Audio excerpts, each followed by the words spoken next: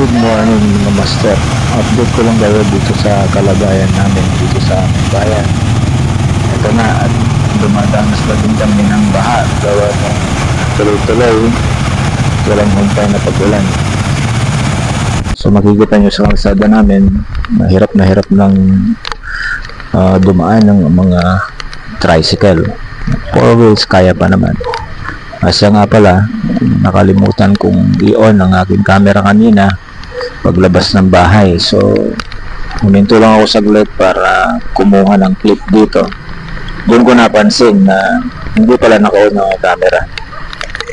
So anyway, so patuloy tayo sa ating paglalakbay.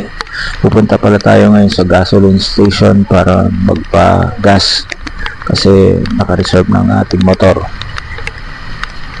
So, sa pagkakataon nito ay nandito na tayo sa pinakamalalim na parte ng kalsada. So makikita nyo, ayan, kayang-kaya pa naman ng ating motor at may sinusundan nga tayo ditong 4 wheels. May mga motor na nakakasalubong at medyo hirap na rin.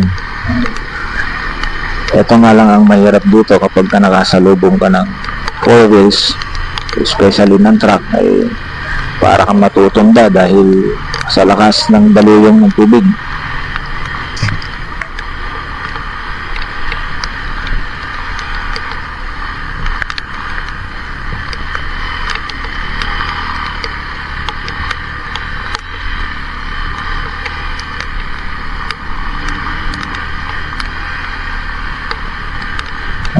Dito na ay may nakasalubong na tayong motor na tila nahinto na at siguro nalagyan na ng tubig yung kanyang tambutso.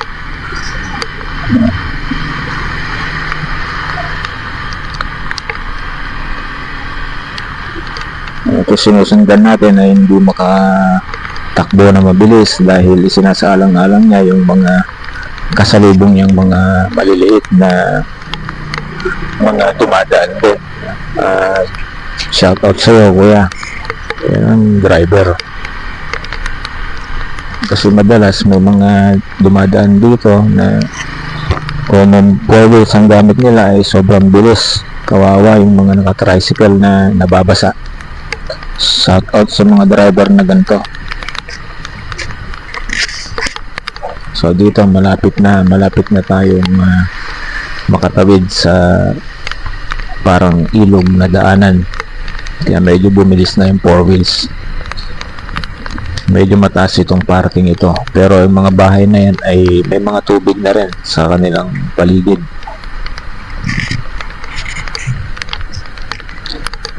Mamaya pagbalik natin makikita nyo ng buo kung gaano kahaba ang baha. Nga lang, nakalimutan ko rin napunasan yung ating lens. Kung mapapansin nyo ay medyo blurred na, nakakalimutan natin.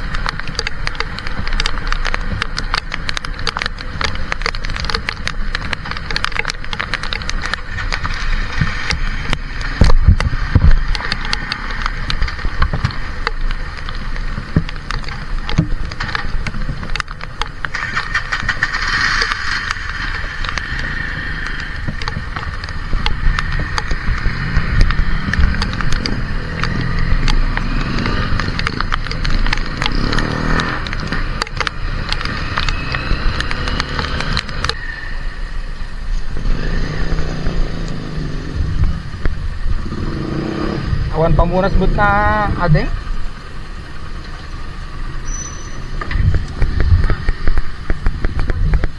So ito, nagkakarga na nga tayo. Premium na lang ang available. So gasoline out of stock na lahat. Buti at may naabutan pa tayo. Nilagyan ko pala ng electrical tape yung aking gas tank dahil sira na yung kanyang cover sa ibabaw. Baka mapasukan ng tubig, mahirapan tayo magpandar. 200 nga pala yung ating kinarga. Yan. Premium. So nanghiram na rin tayo ng basahan para mapunasan natin yung takip. So mahirap na, baka malagyan ng tubig yung ating gas tank, mahirapan tayo. So pagkatapos natin magbangasolina ay dumiretso na tayo at pauwi ng bahay kasi dire-diretso ang ulan. Mahirap na, baka abutan tayo ng pagtaas ng tubig. Mataas naman yung motor natin, kaya lang mas maganda yung makauwi tayo bago tumaas ng tuluyan yung tubig.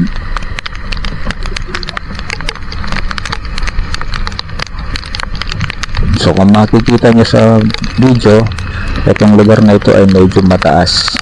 Hindi naman lahat ng parte ng lugar namin ay nababaha. May mga ilang lugar lang na sadyang madalas binabaha.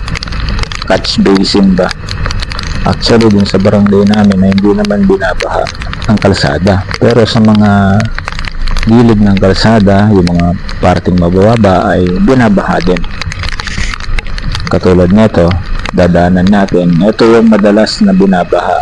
Taon-taon yan binabaha dahil sadyang mababa itong lugar na ito.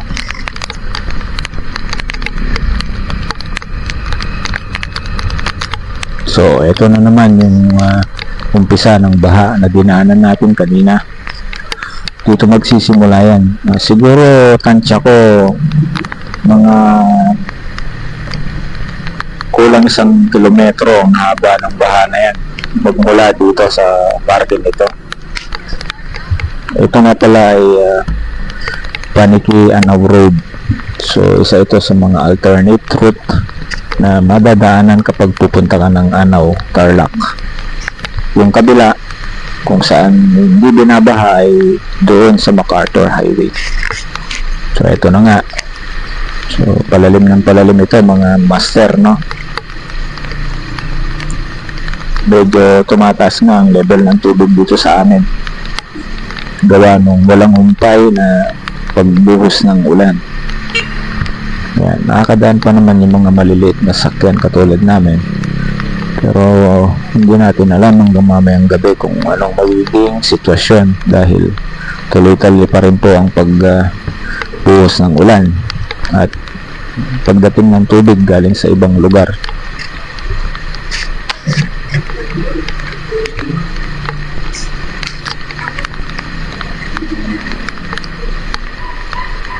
Ito na siguro yung pinakamalalim na parte ng baha dito sa kalsadang ito.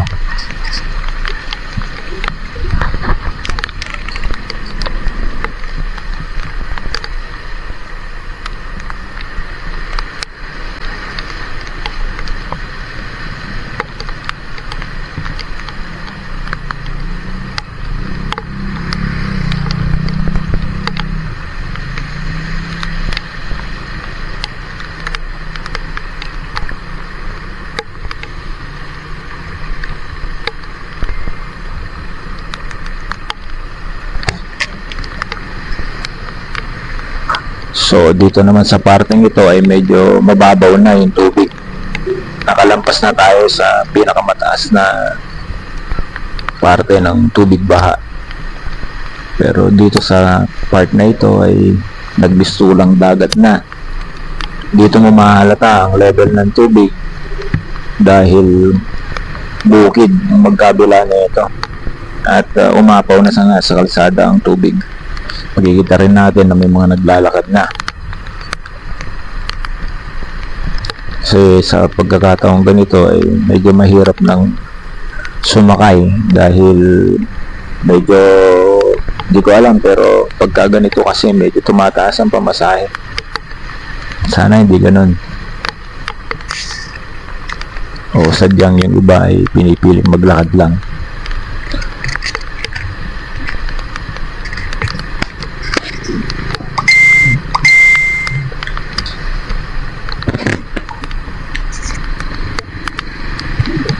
Noong mga nakaraang araw ay hindi naman umabot ang tubig dito. Pero ngayon, dahil tumataas na ang tubig hanggang dito sa unang purok ng aming barangay ay umabot na yung tubig. Kapag ganitong sitwasyon at umabot na ang tubig dito sa part na ito, ayan, medyo alanganin na. So, dito nawala na yung baha. Ayan, pero makikita mo sa magkabilang gilid ay halos sasampa na yung tubig mula sa bukid. So dito master ay okay na, wala nang baha. So ito yung lugar namin. So maraming salamat po at sana ay ligtas tayong lahat. Mag-ingat po tayo parate at matatapos din ang kinakaharap nating sama ng panahon. Hanggang dito na lang po muna at mananatili tayong nakaantabay sa sama ng panahon. Kung di ka pa nakasubscribe, subscribe na po para updated ka sa mga susunod pa nating mga videos.